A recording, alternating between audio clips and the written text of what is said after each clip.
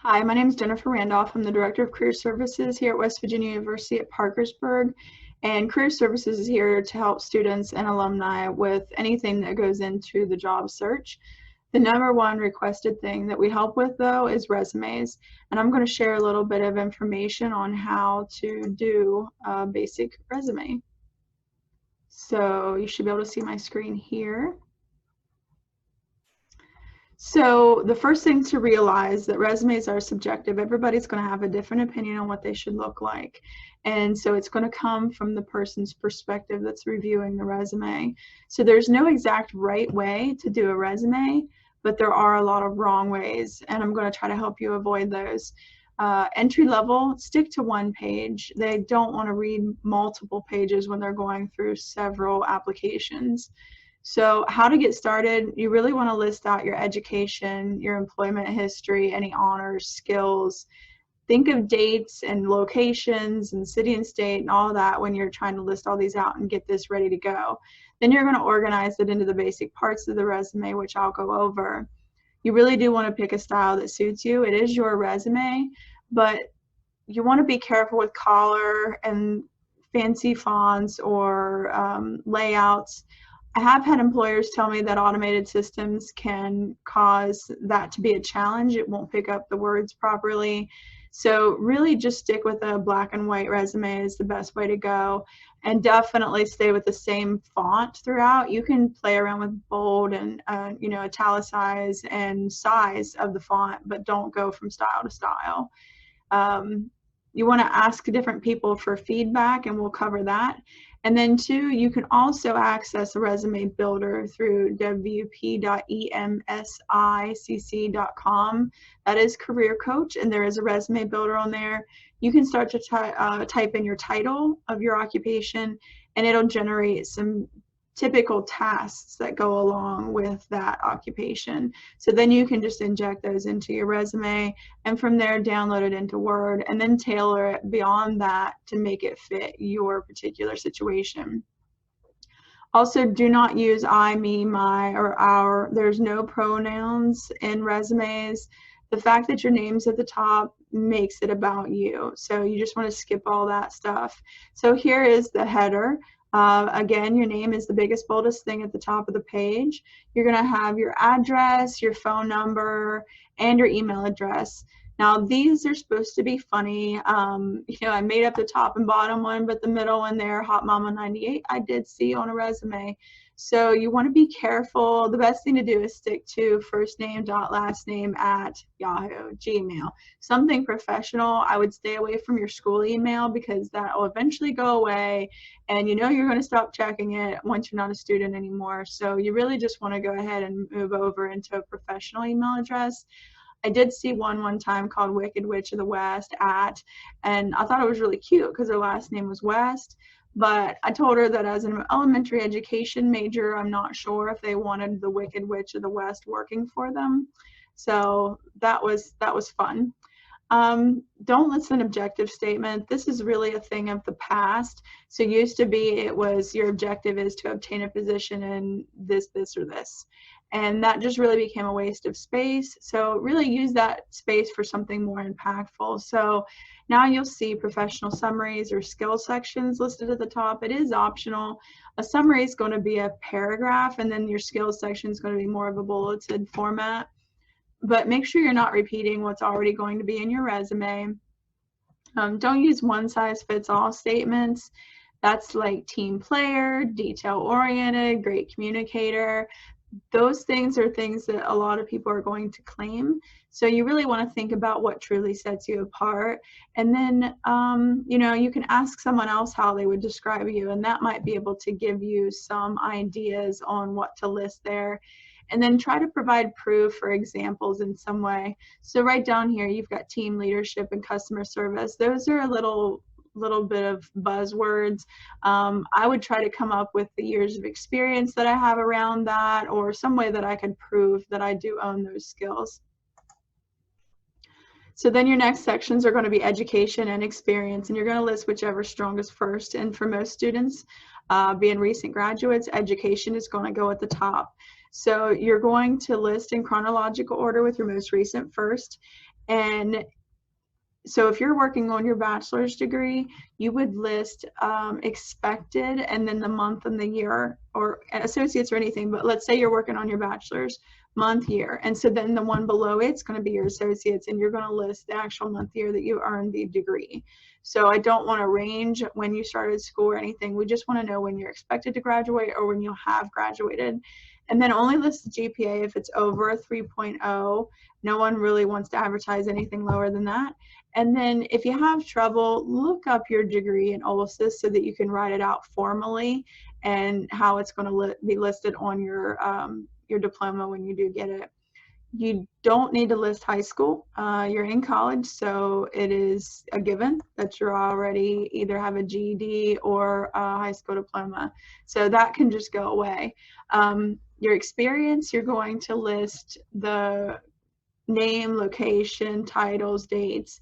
So right here you can see the company and then the city and state. And then I like to bold the title. It just makes it stand out a little bit more. And then you're going to put your date range there. Obviously, if you're still working there, it's present. If it's a past tense job, if you've worked there in the previous, you would want to write supervised, managed, obtained. It's going to move everything to a past tense action word. So you're going to start all your bullets with these action words. You can find a lot of suggestions on the internet of different words that you could use. And the number one thing, if you take nothing else away from this video, is to use numbers. You want to quantify your achievements and your duties. Do not just list your job description over. They want to know what you have accomplished. So think about what has been the most proudest achievement in your occupation, in your career, in your job. So even if you've worked at McDonald's or Piggly Wiggly, think, what has been your most proudest achievement? And that can help you come up with things. Do not sell yourself short. Think of all the technology that you've used, or, if you worked with management to improve, food temps or costs, anything like that. And then, any way you can talk about saving a company money, that's huge. So your other section, options, volunteer, activities, certifications, awards, and you can do any combination of these. So honors and activities, volunteers and certifications, anything like that. So again, just try to be as descriptive as possible. List what, where, when, who, the length of time, and you can do bulleted points underneath that as well if you want to expand on it. And then this is just really where you're going to show your uniqueness and how you've been recognized. Now, if you like to play soccer, that's great, but hobbies do not belong on a resume. So the exception would be there is if you are a volunteer ref or you're an assistant coach for a particular league, that can show leadership and that can show community involvement. So you would want to include that. More do nots. Do not use your resume for references. The references really just take up the space. You don't want to either say that references are available upon request. That's kind of a given. So you would want to list them on a separate document.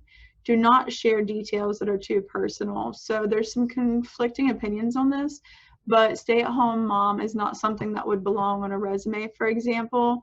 If you're trying to help fill that gap, list any volunteer activities you did. Were you on the PTA? Did you read to children at the library? Anything that you can do to show any sort of involvement during that time. But, that would not be a professional activity. And then, don't inflate your abilities. So be honest.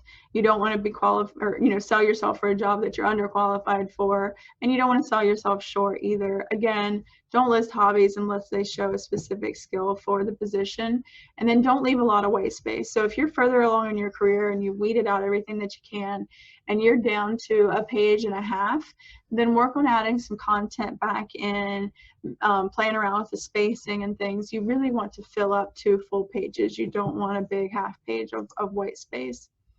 Other things to remember, again, formatting matters. It has to be easy to read. They're going to make their decision in the first 6 seconds if it's an appealing resume or not. So make it easy to read. No typos at all. If you don't want the job, put a typo in there. Keep it concise. Quantify your results. Focus on the fit. So take the job posting and if they are wanting certain things, list it out in your resume how you meet those qualifications. Don't make them search for it. Clarify any unfamiliar abbreviations. So CPR, HVAC, those are typically widely known.